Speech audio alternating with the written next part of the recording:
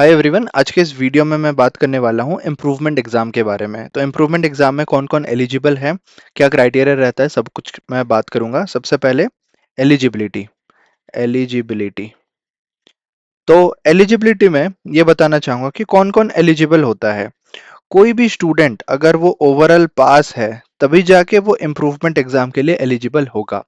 अगर आपका कंपार्टमेंट है, सपोज आपके पास 5 सब्जेक्ट्स है, ओके, और 5 सब्जेक्ट्स में से आप 4 में पास हो और एक में आप फेल हो। आप सोच रहे हो कि मैं 4 सब्जेक्ट को तो पास हूँ, एक सब्जेक्ट का मैं फेल दे देता हूँ, ऊपर से ये जो 4 सब्जेक्ट है उसमें से भी एक सब्जेक्ट में मैं इम्प्रूवमेंट दे सकता हूँ। Then it is not possible, क्योंकि ओवरऑल जब इसका कैलकुलेट होगा, ओवरऑल में आप क्या होगे, आप पास नहीं होगे। ओवरऑल पास नहीं होगे, आप ओवरऑल फेल होगे। सो अगर आपके पास 6 सब्जेक्ट्स है, then it is possible. 6 subjects में आप 5 सब्जेक्ट में पास हो, एक में फेल हो, तो फिर ओवरऑल ओवरऑल आप क्या होगा, ओवरऑल पास। टॉप 5 सब्जेक्ट को कंसिडर करके आप पास हो। जो एक सब्जेक्ट में आप फेल हो वो आपका एडिशनल सब्जेक्ट बन गया होगा।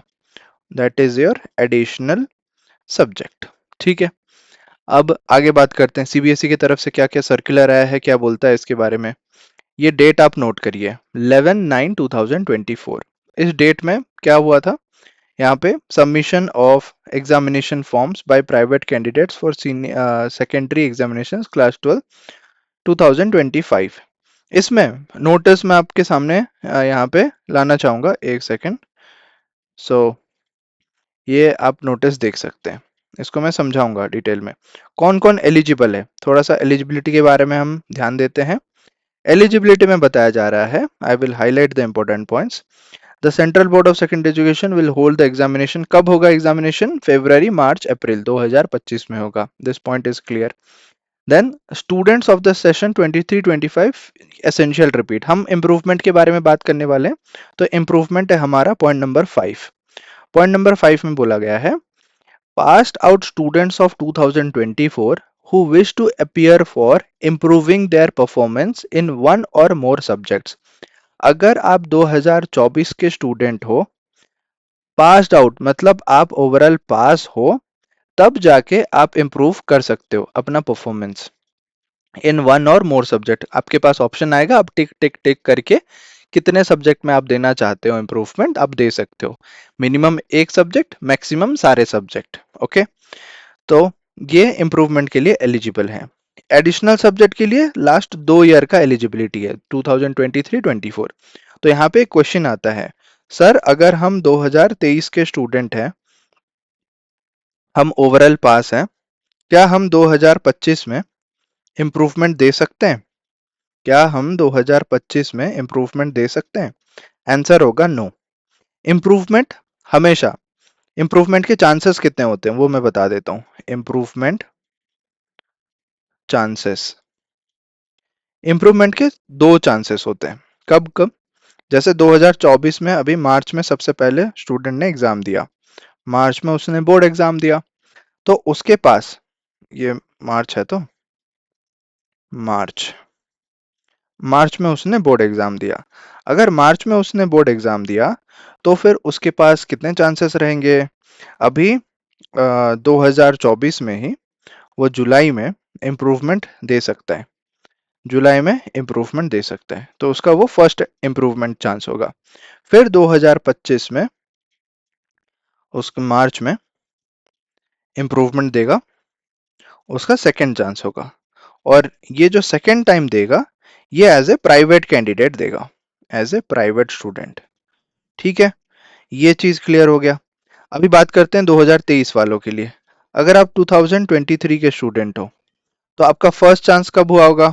First chance, first chance will be March 2023। Sorry, March में तो आपने एग्जाम दिया, फर्स्ट चांस नहीं है, ये बोर्ड एग्जाम है, तो ये है 2023 मार्च, आपने बोर्ड एग्जाम दिया, तो उसका फर्स्ट चांस कब हुआ होगा इम्प्रूवमेंट का? अगर आप ओवरऑल पास हो, वो कंडीशन है कि ओवरऑल अगर आप पास हो 2023 में ही, 2023 जुलाई, इसमें आपने इम्प्रूवमेंट दिया, तो वो फर्स्ट इम्प्रूवमेंट चांस खत्म हो गया। देन 2024 मार्च में उसने फिर से इम्प्रूवमेंट दिया होगा, तो ये second chance, second improvement chance खत्म। तो वो 2023 का स्टूडेंट, 2000 जो 23 का स्टूडेंट है वो 2025 में एलिजिबल नहीं है। लेकिन कोई अगर 2024 का स्टूडेंट है 2025 में देना चाहता है, वो सही है। एक और क्वेश्चन भी आता है, सर मैं 2023 में फेल हुआ था, 2024 में ओवरऑल में पास हो गया, अब मैं क्या 2025 में दे सकता हूँ? इसका आंसर भी नो है, क्योंकि अल्टीमेटली आप एक बार में पास हो, दो बार में पास हो, आपको दो ही चांस मिलता है इंप्रूवमेंट के लिए। कंपार्टमेंट के लिए तीन चांस मिलता है, मैं कंपार्टमेंट वाले वीडियो में वो बता दूंगा। तो इंप्रूवमेंट का ये क्राइटेरिया है। अभी एक और क्वेश्चन भी आता है, अभी मैं आपको ये सर्कुलर समझाता हूँ, ठीक है? पहले सर्कुलर के सारे टॉपिक्स क्लियर हो जाए। इंप्रूवमेंट, ये देखिए थोड़ा सा, इसमें क्या बोला जा रहा है? Here it is mention that, एक second, only such students who have passed the examinations of board in 2024। अगर आप पास हो, ओवरऑल पास लिखना चाहिए, रिजल्ट के नीचे जो लिखा होता है ना पास, तो अगर आप पास हो, अगर आप पास हो, then only you can apply for improving his or her performance in one or more subjects, provided he or she should have appeared in the same subjects in the examination held in 2024। जो subject में आप improvement डालना चाहते हो, condition ये है कि वो सब्जेक्ट आप मेन बोर्ड एग्जाम में भी दिया होना चाहिए। ऐसा नहीं कि कोई नया सब्जेक्ट में आप दे रहे हो एडिशनल करके, उसमें आप इम्प्रूवमेंट कर रहे हो, नहीं। एक और condition, however a student who has passed an examination of the board under the vocational scheme may reappear for improvement of the performance in the main examination in the succeeding year or the following year, provided they have not pursued higher studies in the mean time.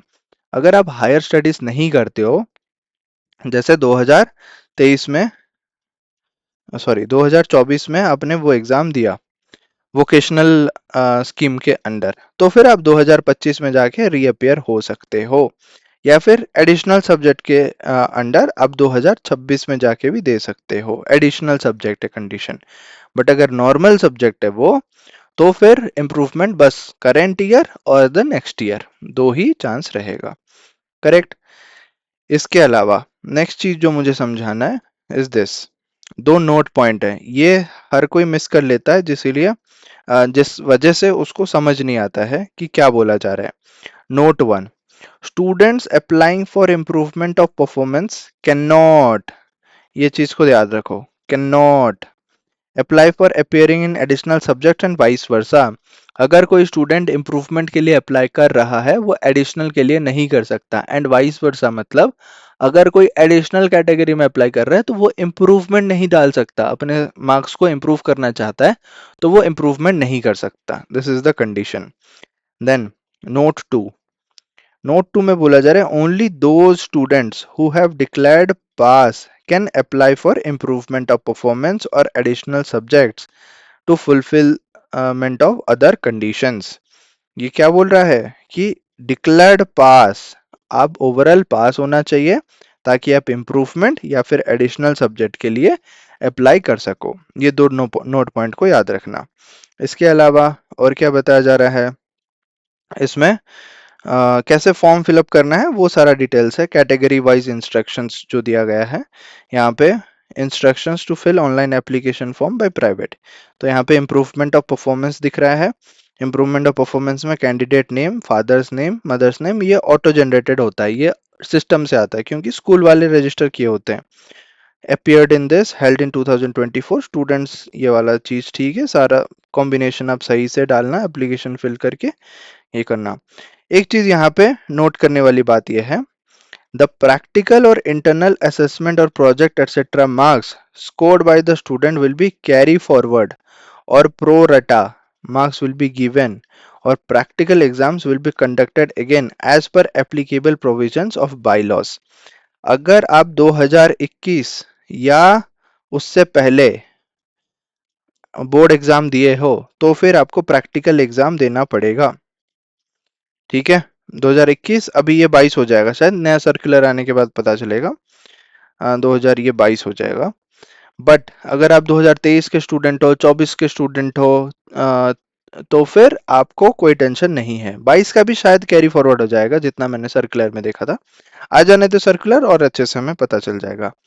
तो ये हो गया, और marks carry forward हो जाएगा, इसी के लिए ही आपको 150 रुपये आपसे लिए जा रहे हैं, वो कैरी फॉरवर्ड हो जाएगा, कोई टेंशन नहीं है। थ्योरी का 300 रुपये। फीस का भी मैंने लास्ट में यहाँ पे डिस्कशन किया था। अगर आप इम्प्रूवमेंट देते हो, क्या प्रैक्टिकल भी देना पड़ेगा? No need to give practical. Practical easily carry forward हो जाएगा। यहाँ पे अगर आप देखोगे एग्जामिनेशन, यहाँ से देखो, पर सब्जेक्ट कितना है? 300 रुपये। प्रैक्टिकल 150, प्रोजेक्ट वर्क प्रैक्टिकल के लिए। ये इंडिया के लिए है, नेपाल के लिए है, अदर कंट्रीज के लिए भी है, और 18 तारीख से लेके 16 तारीख तक। ये गलती था प्रीवियस सर्कुलर में, ये ठीक कर दिया गया है। ये 2023 था, ये 2024 हो गया है। That's nice thing. ओके, सो ये हो जाने के बाद और क्या है, कितने भी सब्जेक्ट में दे सकते हो। हाँ, मार्क्स क्या रहेगा? एक क्वेश्चन आता है कि सर अगर हम इम्प्रूवमेंट एग्जाम देते हैं और मार्क्स हमारा घट जाता है, अकॉर्डिंग टू द पॉलिसी, जो भी लेटेस्ट पॉलिसी है उस पॉलिसी के हिसाब से जो आपका बेटर मार्क्स रहेगा, best of the two marks, वो ही मार्क्स को कंसिडर किया जाएगा। वैसा रूल है। बीच में कुछ कोर्ट केस वगैरह भी हुआ था कि स्टूडेंट्स लोग को ऐसा नहीं दिया जा रहा था, कंसिडर नहीं किया जा रहा था, तो फिर उनके लिए ऐसा बोला गया, better of the two marks consider करो स्टूडेंट्स लोग का, फिर अगर फेल हो जाते हैं तो फिर दिक्कत होगा, वैसा करके।